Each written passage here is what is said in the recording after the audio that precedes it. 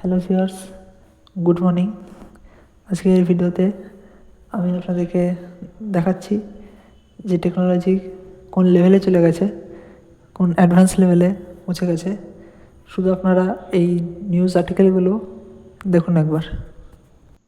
কিছু জাপানি সায়েন্টিস্ট তারা আবিষ্কার করেছে যে আপনি রাতে যে স্বপ্নটা দেখবেন সেটাকে কিন্তু ক্যাপচার করে রাখা যাবে, মানে একটা সিডি মতো ব্যাপার আর কি। তারপরে আপনি যখন চাইবেন সেই স্বপ্নটাকে আপনি আবার দেখতে পাবেন। অফিসিয়ালি এখনও সেই ডিভাইসটার ফটো এখনও আসেনি। এই যা টেকনোলজি দেখছি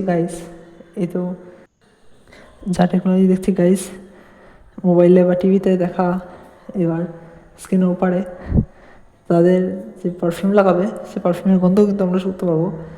আর আমাদের যোগাযোগ দেখা যাবে, টাচও করতে পারছি তাদেরকে। এর ব্যাপারে আপনার কি মতামত?